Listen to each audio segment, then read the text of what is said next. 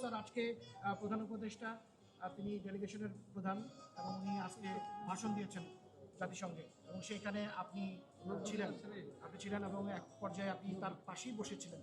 তো আমি জানতে চাচ্ছি প্রধান উপদেষ্টা যে ভাষণটা দিলেন সেই ব্যাপারে বিএনপির এবং আপনার প্রতিক্রিয়া। না, প্রধান উপদেষ্টা তো আপনার যে ভাষণ দিয়েছেন সে নিঃসন্দেহে তার সরকারের যে উদ্দেশ্যে তারা সরকার গঠন করেছেন সে বিষয়েই তারা কথা বলেছেন।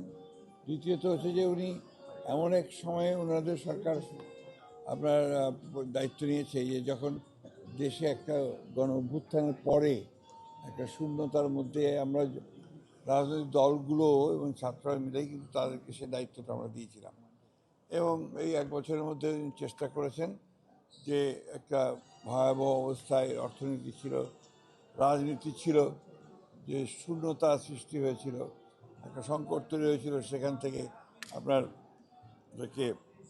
একটা ফিরিয়ে নিয়ে এসে মোটামুটিভাবে একটু আপনার অবস্থায় নিয়ে আসার চেষ্টা করা।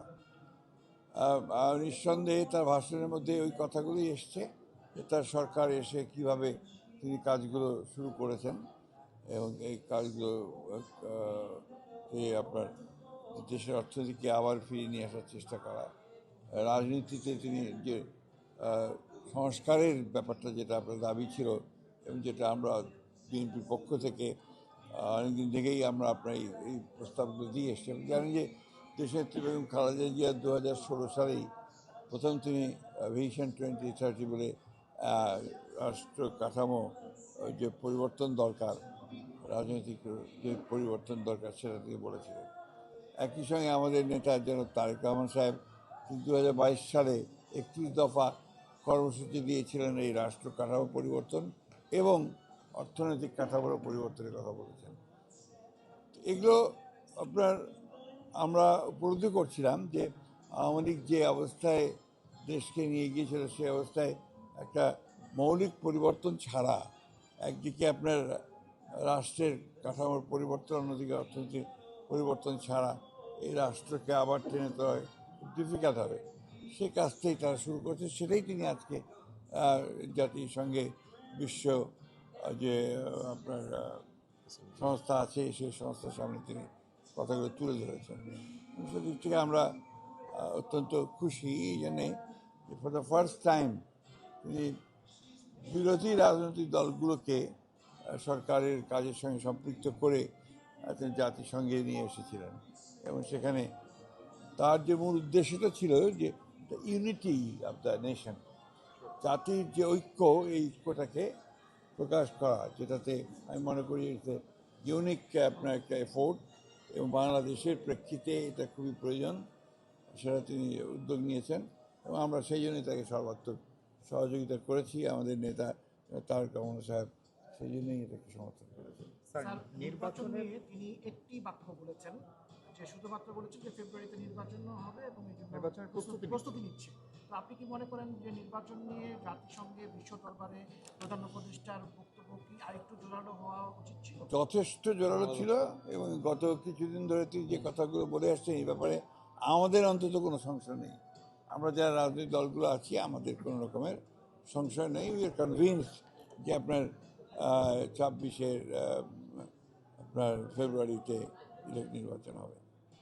সামাজিক যোগাযোগ মাধ্যমে একটা ছবি দেখা যাচ্ছে, নেতানিয়াহু যখন বক্তব্য দিচ্ছিলেন আপনারা তখন ছিলেন না, একটা ছবি দেখা যাচ্ছে যে আপনাদের সবাই তার বক্তব্য শুনছিলেন, আপনারা আসলে ছিলেন না। কিরকম আমি এরকম দেখে রেখেছি, আপনি কোথায় দেখলেন আমি জানি না। আর বাজে ফেক।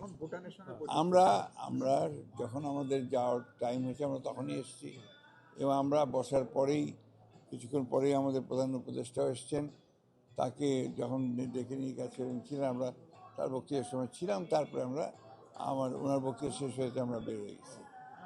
মানে প্রথম যে বক্তব্য আজকে নেতানিয়াহু, তখন আপনারা কেউ ছিলেন না, আমরা তো এসে পরে একটু। Thank you sir. স্যার, একটা কোয়েশ্চেন হচ্ছে যে জামায়াত ইসলামী দেখা যাচ্ছে যে পিআর নিয়ে আন্দোলন করছে এবং এই বিষয়ে আপনার পিআর বিষয়ে আপনাদের অবস্থান কি? আমরা অবশ্য খুব পরিষ্কার করে আমরা বলেছি যে আমরা নিম্ন কক্ষে পিআরের পক্ষে নই।